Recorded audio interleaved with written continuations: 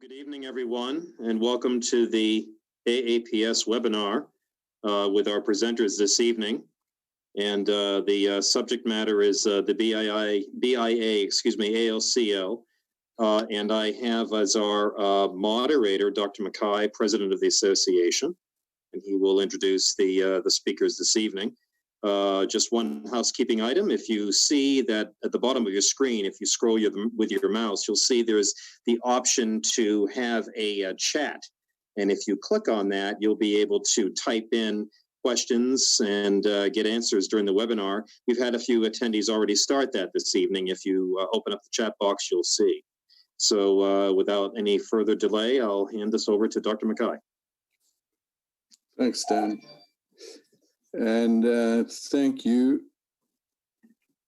Mark and Peter, who will be joining us shortly. So there's a lot that has changed in the arena of the BIA-ALCL. Our knowledge has increased. Last year, I guess it was in October, there was the first international consensus meeting in Rome. And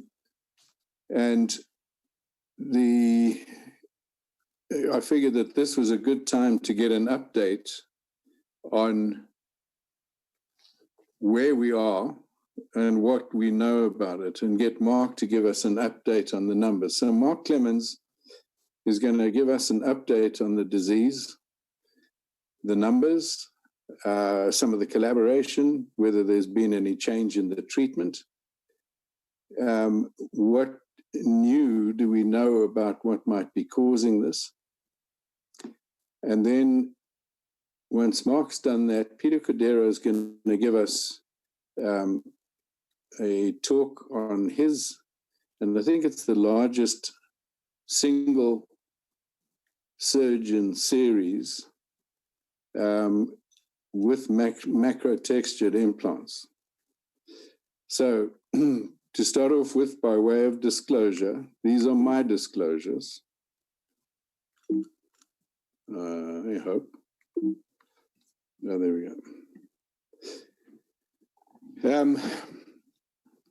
Going back to 2015, the SIG Medical sale of a company of which I was a part owner was for rib fixation system. It has nothing to do with this talk today, and I'm no longer involved in the company at all.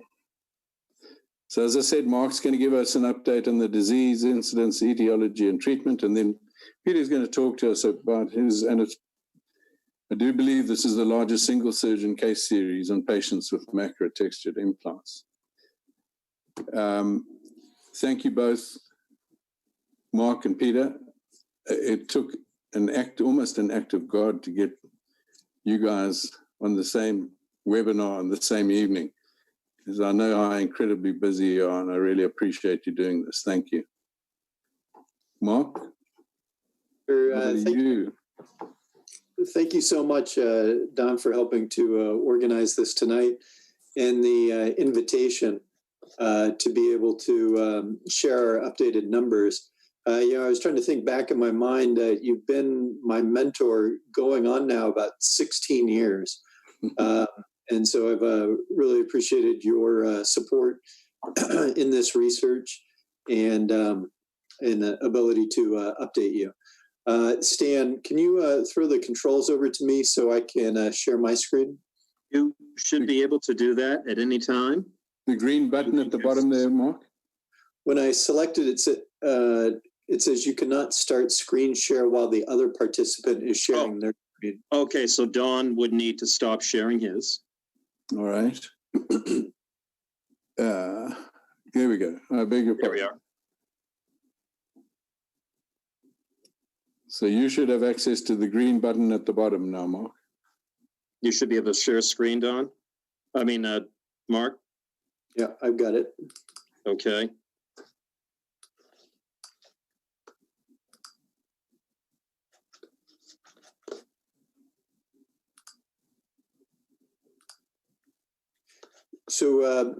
Since we only had 15 minutes for my presentation tonight, I knew that I didn't have time to give a deep foundation or basis or background on breast implant ALCL. Instead, in the next 15 minutes, what I really wanted to focus on was what has recently changed. What are practice changes in 2020? What are recent guideline updates? So I am going to assume that many of the attendees that are watching this have some background knowledge of ALCL. And from that starting point, I want to address the most frequently asked questions that I get, as well as the misconceptions about this disease as well. For disclosures, I don't have any active conflicts of interest. I was a Allergan consultant until 2015. However, really as a direct result of this research, I ended that relationship and have not had any other relationships with any other companies since then. I want to start with just a concept, an idea. You only grow by coming to the end of something and by beginning something else, by John Irving. And I think that that's apropos of what we've seen over the past year with the FDA's decision to perform a Class 1 device recall of Allergan implants on July 24th, 2019. This is a Class 1 device recall. It affects tissue expanders and BIA-ALCL-covered implants. And let's look at what were the events leading up to that. So we released an article from MD Anderson on August 31st, 2019 of approximately 100,000 breast implant patients. Breast implant ALCL was one of the covered outcomes of that study. Dr. Rohrich, in a review since then, has called this the largest and most comprehensive epidemiologic study of patient safety and implant-specific outcomes for breast implants in the literature. And the exact same day that it was released online, Dr. Scott Gottlieb, the FDA commissioner, called for breast implant safety hearings to look at breast implant ALCL and all aspects of breast implant safety. If we look at the announcement of that breast implant safety, and then we see a number of other companies doing similar things, such as France recommending also safety advisory hearings, a number of countries restricting the sale of Allergan BioCell and Microcell, 33 countries in December 19th, 2018, followed by Brazil, Colombia. We have the FDA hearings and the France hearings last year, followed by France suspending macrotextured implants. While there was some discrepancy in messaging from the FDA, at first they said that Allergan did not meet the banning standard. It's seemingly in response to increasing pressure from other countries such as Singapore, Canada, and Australia. The FDA finally did call for the Class 1 recall of Allergan BioCell. And then we saw Australia even taking a step further to mean all macrotextured implants, which affected 8 different manufacturers. A lot of the FDA's decision to do this was based on their most recent data, which was very different from their previous data. You can see that they recognized 573 unique pathologically confirmed cases, and that there was a big jump in the number of deaths from 9 to 33. What's incredibly important for their decision on the recall was that if implant manufacturer was known, 91% of worldwide cases involved an Allergan BioCell at some point. This is a type of concept that you just can't say enough. I think that there's almost a cognitive dissonance for physicians that may not know this data to really grasp their hands around what it means that 91% of world cases involved an Allergan BioCell device at some point. I've done a pictorial representation just to demonstrate what it looks like when 91% are Allergan, and then you have about 9% which are other manufacturers represented. in essence, what we actually hope is by the FDA's action last summer, we would actually see a reduction going forward of approximately 91% of world cases, leaving out 9% represented by other implant manufacturers with lower rates of risk with this disease. I say lower risk because it does seem like risk is implant manufacturer specific, with Allergan and Silamed polyurethane having the highest risk.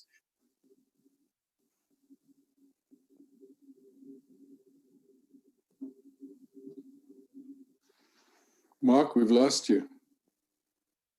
Yeah, it looks like his audio is having some problems. Oh, it's back. Did I lose you there? A little bit. We lost your audio. All right.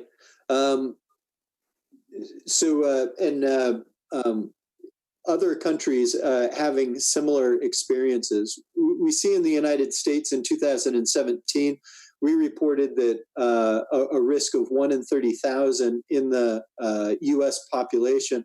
But in 2017, in that same manuscript, we also showed a 6-to-1 ratio between Allergan and Mentor. Mentor coming in at 1 in 51,000, Allergan coming in at 1 in 8,500. And the FDA actually cited this 6-to-1 ratio as part of their decision to perform the FDA device recall. We see the only prospective series to date by Pat McGuire et al. Out of 17,656 patients with 8 cases, or 1 in 2,200. And I'm going to leave the risk discussion at that point because I know that Dr. Cordeiro has even more updated numbers on risk analysis. If we look around the world, we do see 35 countries now involved with ALCL, and we see 885 total world cases.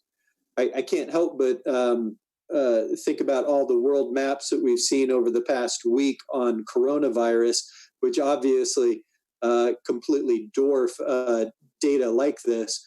But we can see that there is cases represented all the way around the world. There's no market that's really not untouched. And we do see approximately 34 deaths worldwide to date. I want to point out in the United States Profile Registry, there are 307 cases that have been reported to Profile, though some of these are still in a suspected phase where Profile is tracking down details on that on those cases. What I want to point out is recent outliers. For instance, we've just recently seen newest cases from Thailand, South Korea ×2, Japan, and Singapore. We used to think that Asian cases weren't possible, but now those are popping up with increased awareness. We have seen 3 transgender cases, so it doesn't seem to be gender specific. We also see 2 gluteal implant cases, so it doesn't seem to be anatomic specific. And very interestingly, we see the very first manuscript about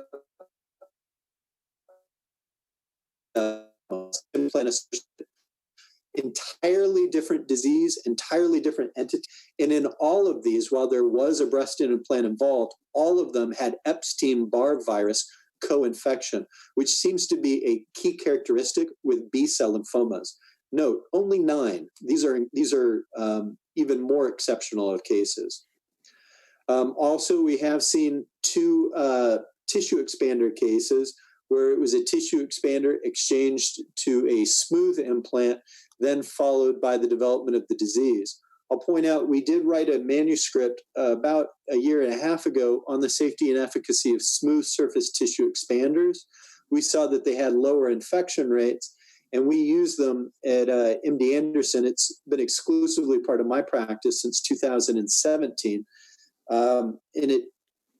However, there's only been 2 reported tissue expander cases, but it still did lead to part of the FDA recall.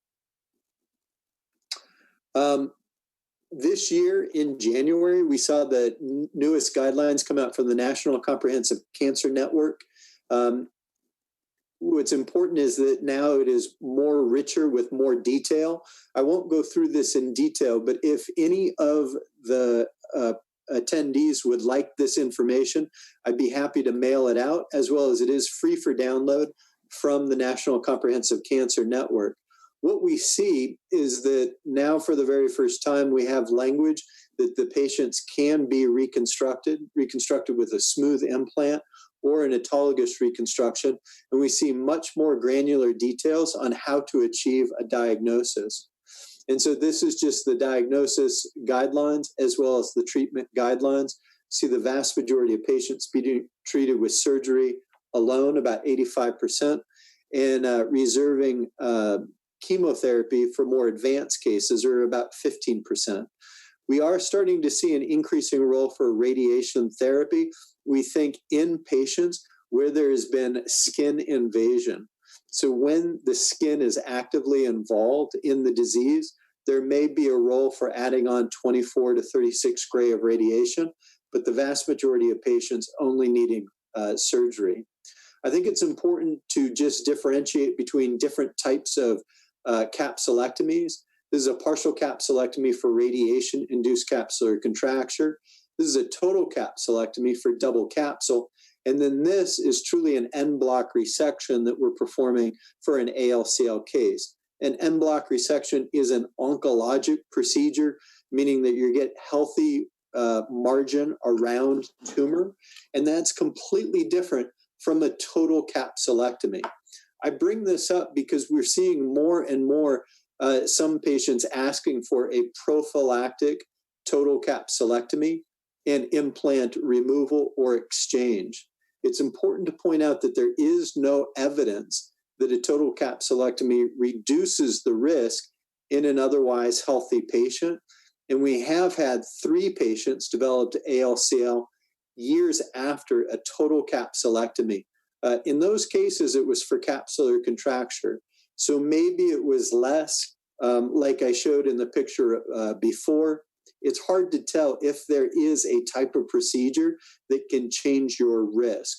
So what I usually say to patients is that it's a bit like being born in a house that has asbestos in it. You can sell that house, you can live in a different house, you can have many houses throughout your entire life, and maybe at the age of 40 or 50, you can develop mesothelioma. It seemingly is that once you've had exposure sometime in your life, you still have the ability to develop it later. That's not to scare patients. It is just to point out that we don't have data on what is a risk-reducing procedure, and therefore we don't, nor society, nor FDA is recommending prophylactic explantation for the approximate 1.5 million women with an Allergan BioCell implant in the United States. We released a study from MD Anderson last summer, further characterizing how you should work up a suspected and confirmed case. And we actually found that when we took 50 consecutive patients, 88% demonstrated some invasion of the capsule, yet only 6% of our biopsies were actually positive. Just said is that there is a disconnect between if you only sample once versus if you do wide sampling of that capsule. Therefore, we determined mathematically that a capsule should be biopsied 12 times per capsule. So let's think about that. If you have a capsule, scar capsule around an implant, think of that as a sphere. That sphere, if it were a cube, has 6 different sides. Each of those sides being sampled twice would be the 12 sides mathematically to make certain that you have actually properly screened that capsule for disease. This is not just the recommendation of the FDA, but as of 2 weeks ago, we came out with this manuscript in collaboration with FDA and the National Institutes of Health. It was in the Journal of Clinical Oncology, and it defined best practice guidelines for achieving a diagnosis. And it was also highlighted in the New England Journal of Medicine as a new guideline for oncologists to be aware of. It specifically called for that 12 biopsies per capsule, as well as the minimum amount of fluid that you need to get a reliable diagnosis. Then again, I think that this is one of the most important articles to come out, at least in this year going forward. I think Dr. Cordeiro's was probably the best one last year. I'll leave it at that. Going forward, the FDA is going to come out with changes in breast implant safety. Specifically, they're going to come out with black box warning and standardized patient checklists. We don't know what those look like, so in the image, I've included a standardized checklist as utilized by Germany. That's the only country to date that uses standardized patient checklists. However, these are coming in the United States probably within the next few months. And so therefore, they have released draft labeling, and we can see examples of what the FDA is planning to come out with. Not finalized, but possibility. It's going to say that all implants have risk. All implants are not lifetime devices, that there is a risk of BIA-ALCL, as well as some systemic symptoms. What we do see is that different responses from the societies, with ASPS supporting checklist and black box labeling, whereas the Aesthetic Society coming out against these changes by the FDA. I do find that this 50-50 split is indicative of audiences when I give this lecture, and I'll usually ask the audience, what do they think of the FDA's actions? And so I think that this is very much symbolic that we are a split society at this point on these measures. But I think what is important to realize is that in addition to these risk factors, there are additional costs. For instance, one patient, Raylene Holra, presented at ASPS, the meeting this past September, in which she recounted that her cost was $288,150.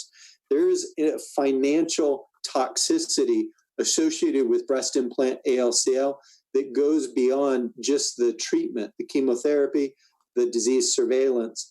We have an upcoming article on this, on the cost effectiveness of BIA-ALCL, coming out with myself and a professor of economics from MIT, and that should be coming out in a few weeks. And I just want to point out that our general feelings with this is a message for manufacturers that anchoring a future business strategy to traditional textured implants is an increasingly futile endeavor. Short-term windfalls generated by scavenging a narrowing market must be weighed against long-term losses in brand value, litigation, and poor patient perception. I also want to encourage the physicians that are watching right now to consider participating in the National Breast Implant Registry, which is specifically recommended by the FDA. And it really gives incredibly granular data about your own practice. Very quickly, I just want to touch on some of the research that we are performing with a number of institutions around the world through a centralized tissue repository at MD Anderson. You're going to see upcoming manuscripts. This one coming from a manuscript coming soon from Rice University, perpetual exhaustive phagocytosis and overloading of macrophages leading to inflammatory cytokines, thereby leading to lymphomagenesis. Another one coming out of Cambridge University on the idea of toxins actually coming off of a textured implant, specifically aryl hydrocarbons, mediating lymphomagenesis. This is incredibly interesting work coming from Suzanne Turner that was presented at the First World Consensus Conference on BIA-ALCL this past fall. And we also see some changes or some evolutions in some theories. For instance, this was the bacteria theory. In 2016, it was thought that Ralstonia piquetti was leading to ALCL. However, in 2019, the study authors, specifically Anand Deva, no longer feel that Ralstonia specifically is a driver for breast implant ALCL. And so that's a big change that we see in that theory. There is some unpublished work that he's hoping to come out later this year, but at this point, it should not be thought of that Ralstonia is leading to the development of the disease. So therefore, it is important to realize that no operative strategy has been shown currently to decrease the risk of BIA-ALCL. Nothing that surgeons are doing intraoperatively increases or decreases that risk beyond just using a textured breast implant. We do see a number of world clusters of BIA-ALCL around the world, and this has led some physicians to hypothesize that maybe those clusters had poor technique leading to the development of the disease. I will point out, though, that only 5 of those clusters were by the exact same surgeon. When we dial down into those clusters, we actually see that those were very high breast implant placement practices, where each one of those were frequent speakers specifically on proper breast implant safety. All of them had published extensively, even having at least one article on breast implant ALCL per one. And they all had strict follow-up regimens following their patients annually. In comparison to a Penn State survey by Logan Carr in 2018, demonstrating that only 34% of ASPS members follow their patients for 1 year, 42% for 5 years, and only a quarter up to 10 years. Most physicians not following their patients long enough to detect this disease, which takes about 10 years to develop. And so therefore, clusters represent improved disease awareness and heightened surveillance and long-term follow-up, but they do not represent poor breast implant technique, which I worry is just a way of shaming surgeons and will ultimately discourage the reporting of cases. Therefore, we have a number of different theories about how it develops. We have a number of different facts that we know do occur to lead to the development of lymphomagenesis. And I won't go through these in detail, but I want to conclude that breast implant ALCL research is at a tipping point for the advancement and awareness. Regulatory efforts should drastically drop the number of cases while still preserving choice in the marketplace. Improved patient engagement for shared decision-making is one of the consequences, and we are seeing already manufacturers responding to this and driving innovation in their implant design. And that is a way we will move forward through transparency, innovation, and collaboration. I want to thank Dr. Mackay as well as Dr. Cordeiro, who participated in the first World Consensus Conference on BIA-ALCL in Rome, Italy in October. It really exceeded our expectations. We had over 6,000 unique viewers for the online free content to date in 27 countries. This was sponsored by founding sponsors Sientra, Establishment Labs, GC Aesthetics, Mentor, MTF Foundation, and Braxon. And I will point out that the second one will be in Houston, Texas, November 6th and 7th. And I invite all of the attendees to come to the conference. Thank you very much. Thanks, Mark. That was great. Peter, do you want to give us?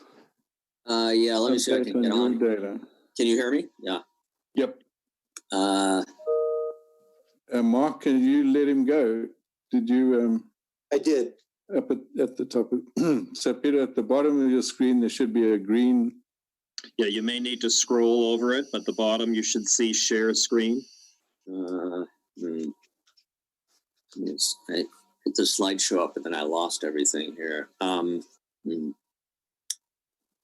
As soon as your PowerPoint's back up, just share the screen, and you'll see it as you scroll on the bottom. Share screen. That'll be on the Zoom screen. Hit share. There we are. Very good. All right. We're sharing. Put this on a slideshow. How's that? You're doing very good. Excellent. Okay, good. So I was charged with talking about basically my experience with BIA-ALCL, and fortunately or unfortunately, the numbers have gone up. And I think it's the question becomes, how worrisome is this? And my disclosures, I received funding for participating in the cohesive 410 gel implant study years ago. Similar to Mark, I've not received any funding in the past 3 to 4 years from Allergan or any other implant companies. So I think I'm going to skip through what we know, et cetera, as did Mark. But we know that ALCL is not definitively associated with patients with smooth implants. It's more commonly associated with textured implants. And it was finally classified by the WHO as a disease in 2016. It presents as a spectrum of diseases. Mark already went over an update. And I think the significant point, as far as I know to date, there has been no clinical history of purely smooth devices as compared to all the well-documented cases being in patients with textured implants. Let's see, this is not. So what I'd like to focus on is what the current literature is pertinent to risk and how it compares to what I've found with my patients. So to quickly go over some of the background, Gary Brody, back in 2015, 173 cases looking through the entire literature. At that point, this was literally only 5 years ago, the risk estimates were 1 in 500,000 to 1 in 3 million. Mark and his group looked at 100 cases in the US, 1996 to 2015, and demonstrated an incidence of about 1 in 30,000. This is Pat McGuire's study, and it was really to prospectively look at patients with Allergan implants with the 410s. I participated in this. There were about 17,000 patients. And within the publication, there were 4 cases of ALCL mentioned. And I think Mark updated this and pointed out that, so that makes it about 1 in 3,500. He says that there are now 8 cases within that cohort, which makes it somewhere in the 1 in 2,000 range. The Dutch looked at what their experience was, 43 cases. This was JAMA 2018. And based on an estimated denominator, and this is the point about most of these studies, is that all the denominators are estimated. They came up with an incidence of about 1 in 7,000 patients in Holland.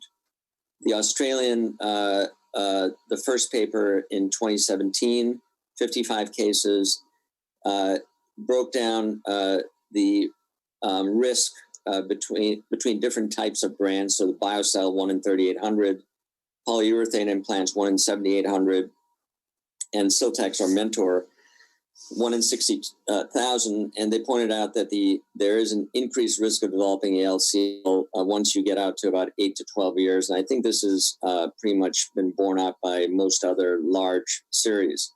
So what are the current published lifetime risks? The ASPS thinks it's somewhere in the 1 in 3,000 to 1 in 30,000 range. The TGA, which is the equivalent of the FDA, 1 in 1,000 to 1 in 10,000. In the Netherlands, about 1 in 7,000. Health Canada, 1 in 24,000. And there are large variations between the different countries that report their incidences. And I think it's probably not related to their genetic predisposition, but more likely based on the accuracy of reporting. And again, in most of these situations, they're all estimates on what the denominator is, and they're based on implant sales or estimates of implant sales, et cetera. So when you look at the risks, this is a paper from Anand Diva in the supplement, the PRS supplement 2019. You can see that going from 1997 down, we were going from about one in a million to 3 million, all the way now down to, in 2018, one in about 3,000 in Australia. And the problem with most of this literature is that it's all retrospective data. Clinical case data is often incomplete or inaccurate. The denominator of the cases is often extrapolated, and follow-up in many series is very limited. And we know that the onset of BIA-ALCL is delayed usually from 6 to 8 years onwards. So should we be worried? And I'd like to share with you the experience in my practice. This is 27-year experience between 1992 and 2019. And I'm going to show you prospectively collected data, well documented. And I think that the implant denominator is quite accurate. I think most of the BIA-ALCL cases in my patients did in fact return to me and were treated by me. So it's a 25+ year experience. There were about 3,700 patients with implants, about 6,000 implant reconstructions. And of these, a large percentage were breast reconstructions for breast cancer. I would point out that 96% of these patients had textured implants. So my standard follow-up on these patients has been yearly follow-up for 10 years and then bi-yearly for over 26 years. Silicone implants have always received routine MRI scans at year 3 and then every 2 years afterwards. And all the data on these patients with outcomes is entered prospectively into a database that I've maintained over the past 27 years. Additionally, many of these patients are also followed long-term by their oncologists and breast surgeons. And being part of a big institution like MSKCC, the follow-up on these patients is very good. And within this series, it was close to 80%. So what's been the experience? There were about 3,500 patients with textured implants. The median follow-up on this group of patients is 8 years. You can see that about 70% were bilaterals, 96% were BIA-ALCL or Allergan implants, with a smattering of Mentor and Sientra. So large percentage of these are Allergan. 97% were reconstructions. And you can see that of the textured implants, there was an even split of about 50-50 between silicone and saline. So what's been the experience during this period of the 3,546 patients? 10 patients, and actually that's what I've published recently. I now have an 11th patient, but using the 10 patients and this data, of those 10 patients, you can see that 80% were bilateral reconstructions. There was an even split 50-50 between silicone and saline implants, a wide variety of breast cancer grades. About 50% got chemotherapy, and only 1 in 10 received radiotherapy for breast cancer. In terms of the clinical characteristics of the presentation, you can see that 80% of these patients, 8 out of 10, presented with a seroma only, which is pretty typical. And then 2 of these presented with both mass and a seroma, and both of those presented with axillary or internal mammary lymph nodes. So this is not just a totally benign disease. It certainly can present with metastatic disease. This is a busy slide, but it basically points out that the median time to development of BIA-ALCL is about 11 years in my experience, with a range from 7 to about 16 years. So you tend to see it, and the length of exposure increases risk. Of the patients, all of these patients underwent implant removal and capsulectomy. 1 patient received chemotherapy and radiation. So I want to show you 3 cases because I think it really represents what this disease is about. 58-year-old with bilateral textured implants, presented 14 years post-op with a large seroma. Fine needle aspiration came back positive for ALCL. She had a PET scan that showed no metastatic disease. This shows you the PET scan, and you can see on the left side a large amount of fluid around the implant. It's pretty obvious. She underwent bilateral total capsulectomies, removal of the implants. There was no gross disease seen in the capsule, but microscopic review demonstrated ALCL within the capsule. Because this was confined to the capsule, she needed no chemo or radiation. This is a typical presentation. You can see it's pretty obvious. This is not questionable swelling. It's usually very obvious. You can see the 2 specimens.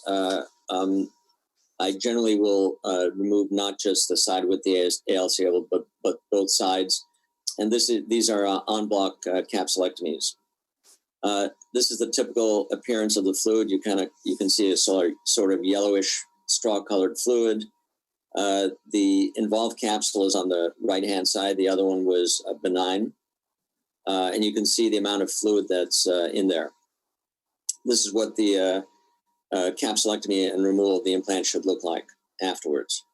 So that's the typical case and presentation. And that was 8 out of 10 patients. Case 2, a 46-year-old who had bilateral mastectomies and reconstruction, again with silicone textured implants. She presented with a large mass in the upper pole of the breast about 15 years post-op. A core needle biopsy surprisingly showed ALCL. We were expecting breast cancer, and the MRI showed a large mass. PET scan showed the mass lighting up as well as some X-ray lymph nodes.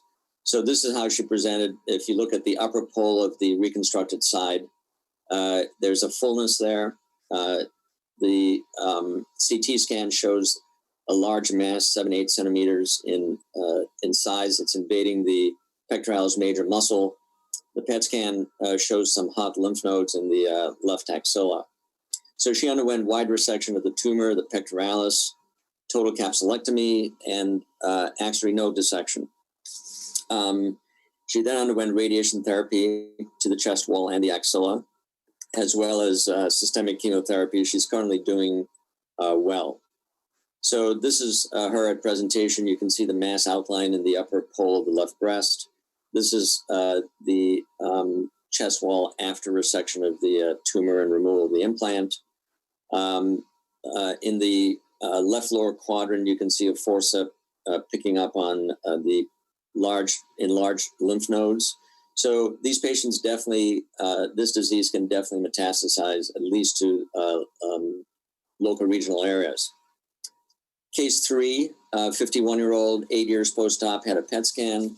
This was not related to ALCL. It was just part of her follow-up for her breast cancer. This showed a hot internal mammary node. She had a repeat scan a year later, and then a biopsy that was inconclusive. A third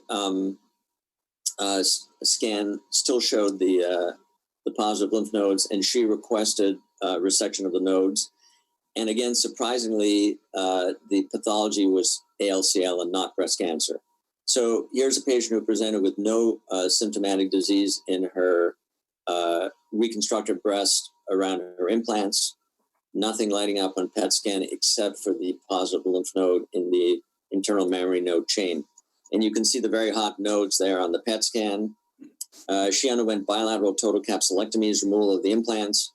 We saw no gross disease in either capsule, and pathology was not able to identify ALCL within the capsule microscopically.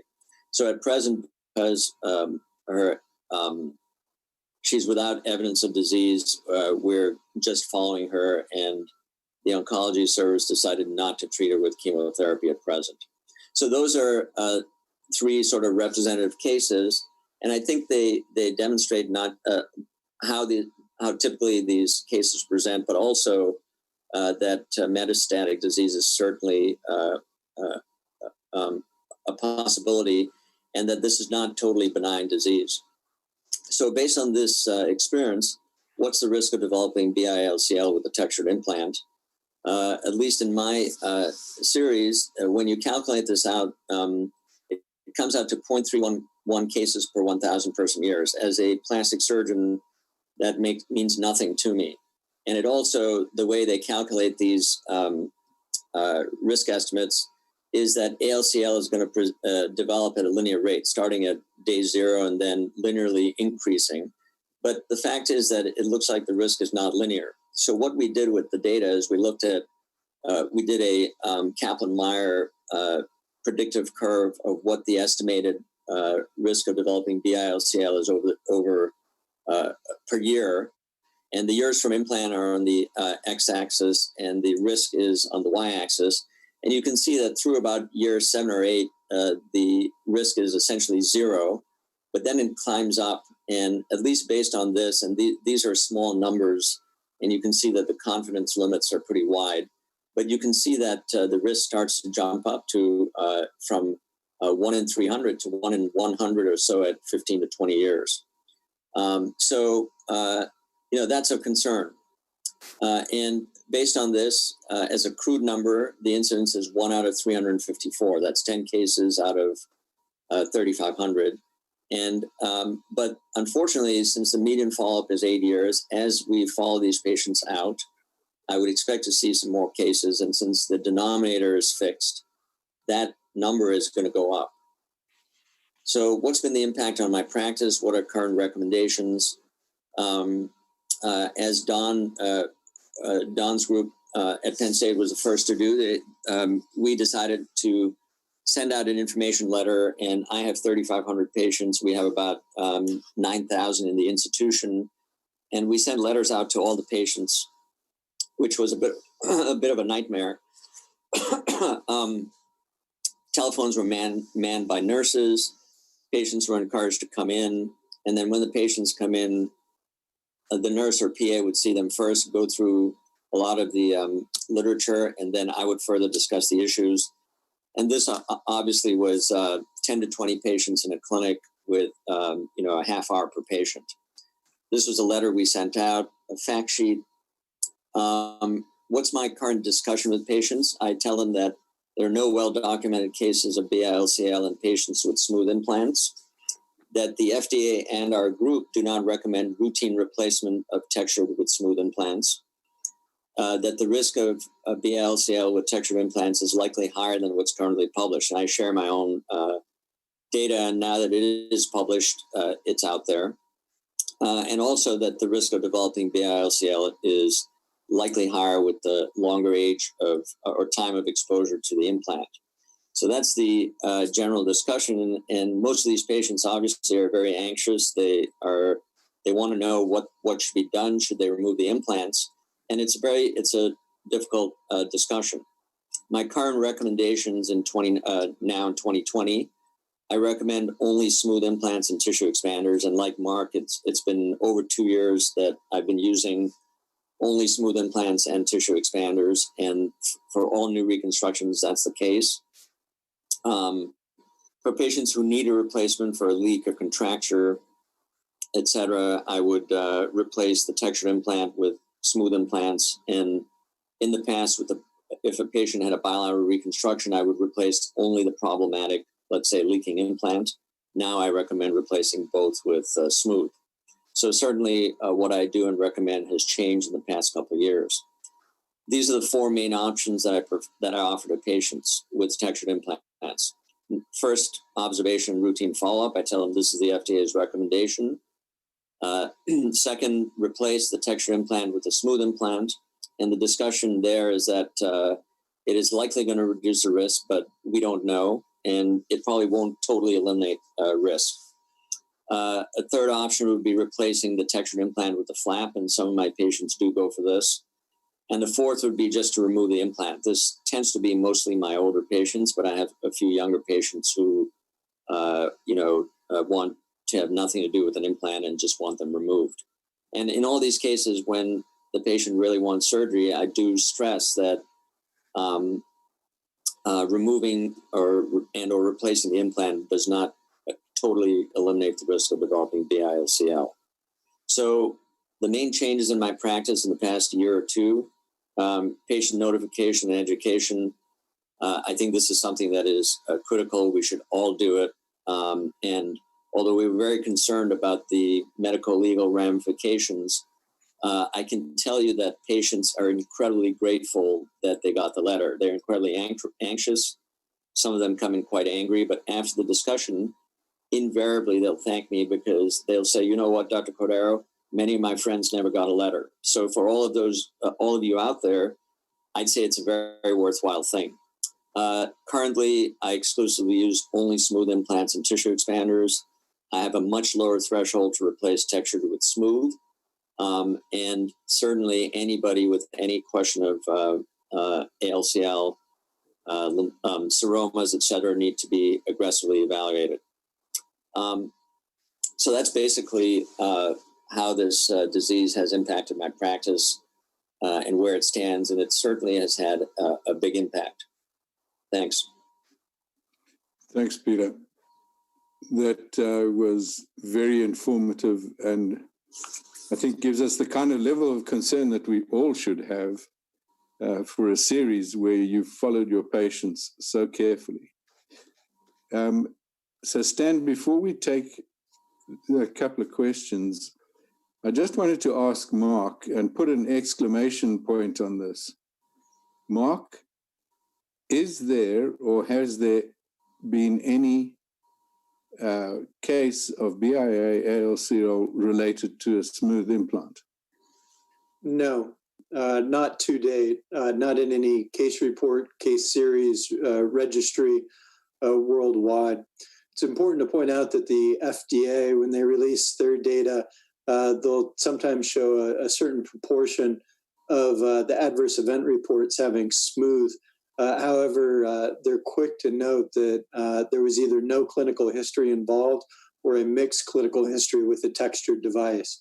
We feel comfortable saying that to date, we have never seen a pure smooth implant case with this disease.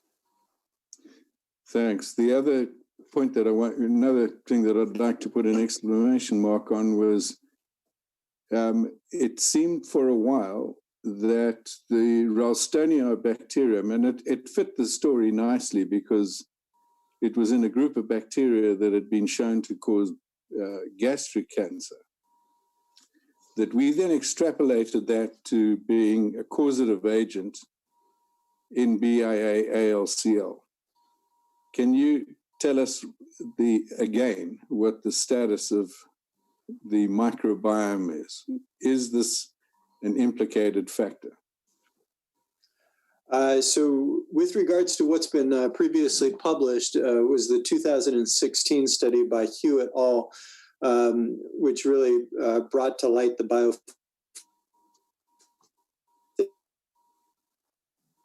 In essence, the thought was that a bacteria, Pichetti ralstonia, was leading to the development of the disease. And then we see a number of manuscripts come out since then talking about how can we better fight Ralstonia, what agents can kill Ralstonia better.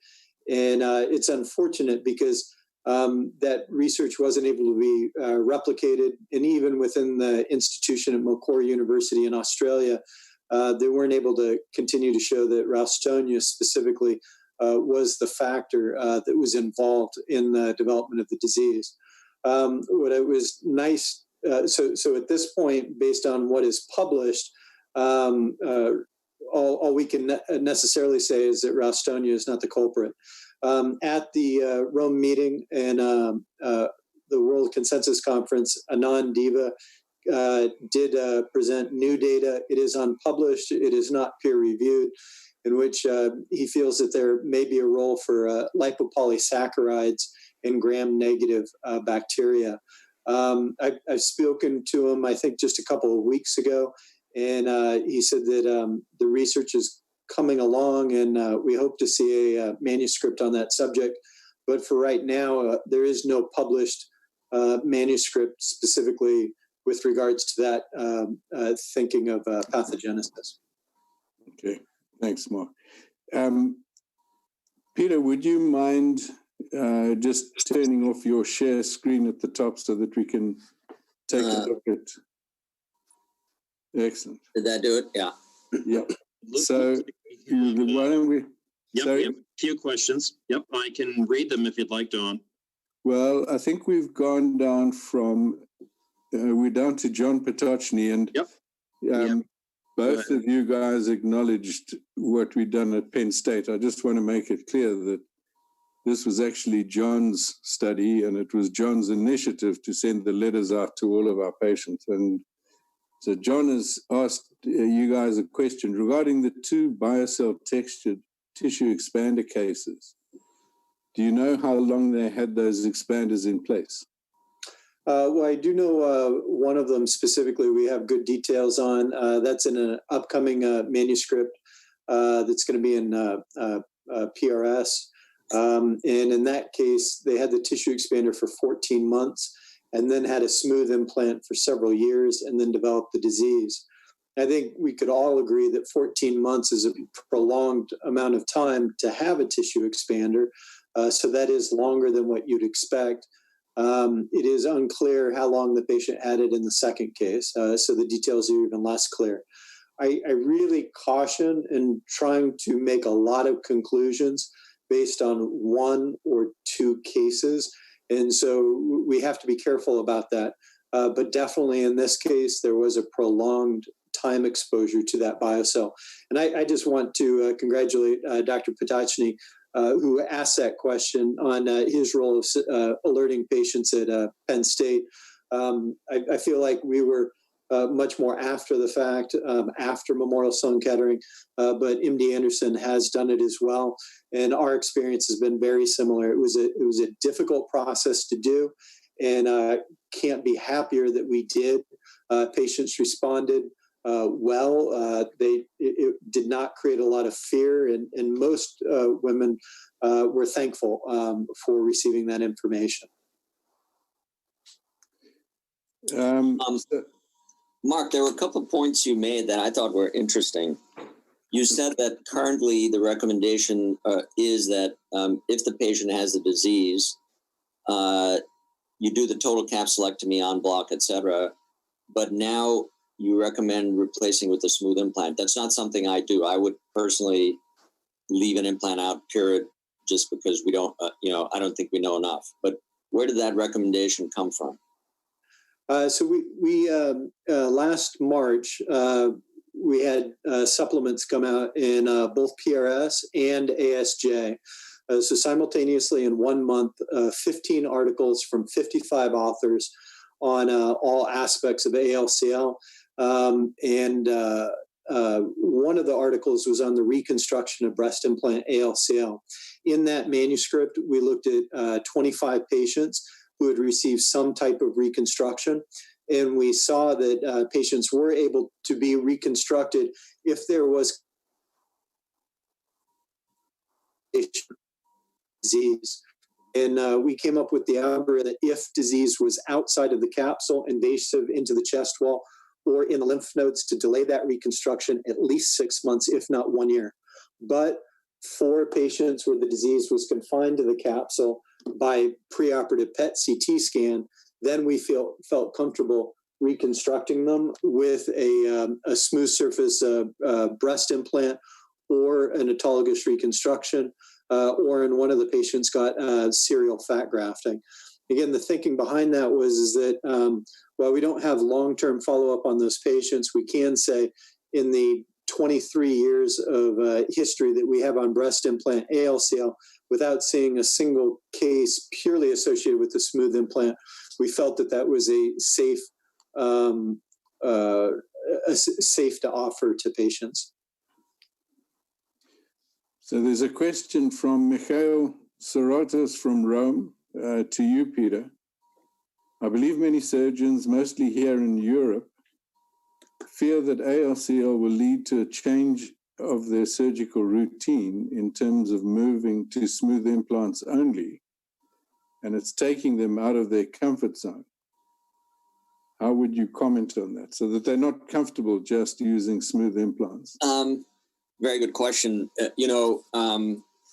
I have always been a huge fan of textured implants, practically from the time I started practice. And I've always felt that shape textured implants give the best results. That's why I use them. And I personally was incredibly uneasy about switching now to round smooth implants.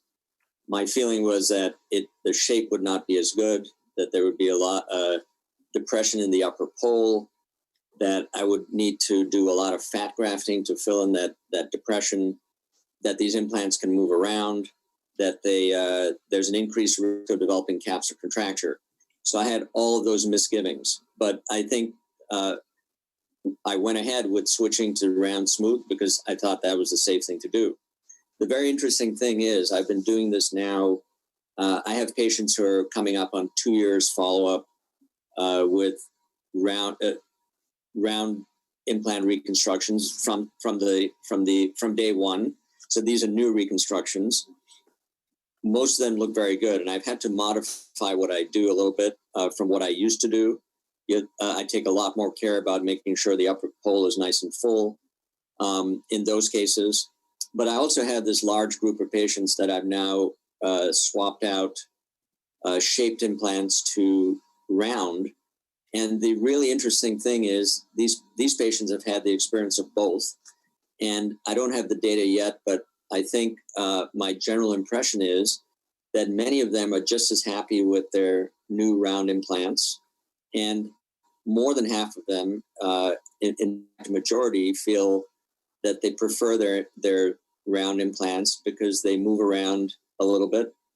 They're softer, and they describe them as being more natural. They certainly don't look more natural, but I think to them, they feel more natural. So for those of you who have misgivings, I would say give it a shot. And really, we need to do the right thing for patients. And surprisingly, the results with the round smooth implants, I think, are very comparable, just as good, maybe slightly different. Thanks, Peter.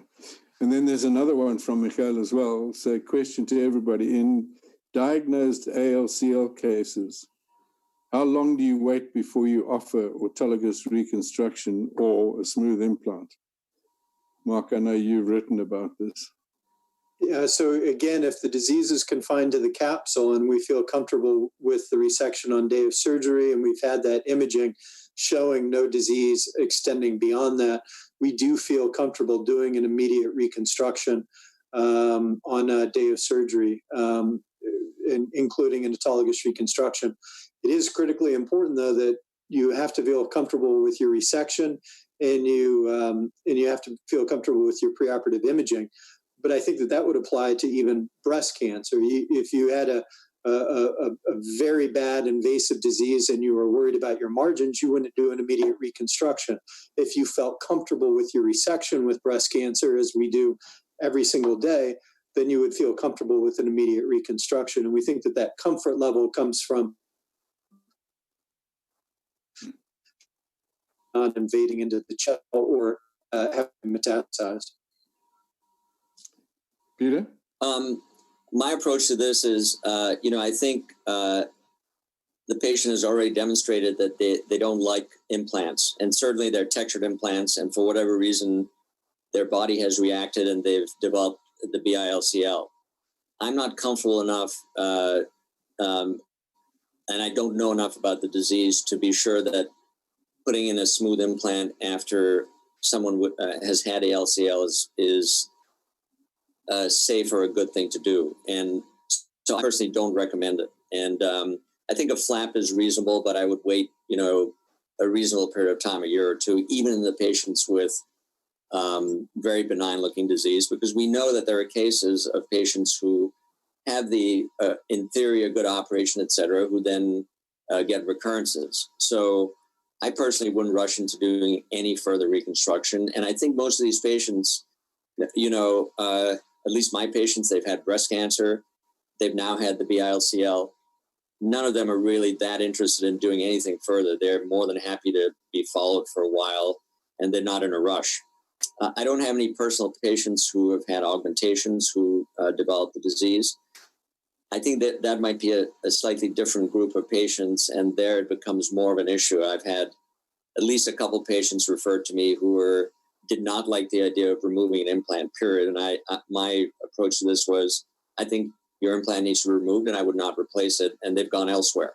So, I think for aesthetic patients, maybe a slightly different perspective, but I think most of these patients are not that interested in having another reconstruction, at least not for a while. Stan, how are we doing? Doing fine. We have another question or two through the Q&A. It looks like we have another one which... We're doing okay time-wise. I'll continue arguing. So Rob Harrop, to both of you, and specifically to you, Peter, you gave your options A, B, C, or D. So question to you was, what proportion of asymptomatic patients, after you've had the discussion, choose B, C, or D? And is this different in aesthetic as opposed to recon patients? So the question is, what proportion want surgery and not observation? Yep. I can't really comment on the aesthetic patients because I don't have that many. I've had a couple that I'm going to be replacing, but most have not wanted anything done, but it's a very small number. Of the reconstruction patients, I would say ballpark to date, I have replaced about 10% of the total number. And there's probably another 10% that are lined up at some point who may want to do something. It's interesting because I've been having this discussion with patients now for 2 years from the time when it first sort of broke, and we sent the letter out about 1.5 years ago. And the number of patients back then, 2 years ago, that wanted to do anything were a significantly smaller number. But since these patients come in every year or two and I see them again, the second time around, the numbers have gone up. My own personal numbers in 2 years went from about 5 or 6 cases to now 10, 11 cases. And when patients hear those numbers, I think they're much more concerned and they're much more likely to want to do something. So I think as the risk estimates continue to go up, and I think more patients are going to want to do this. So, but I'd say 10 to 20% are actually doing something.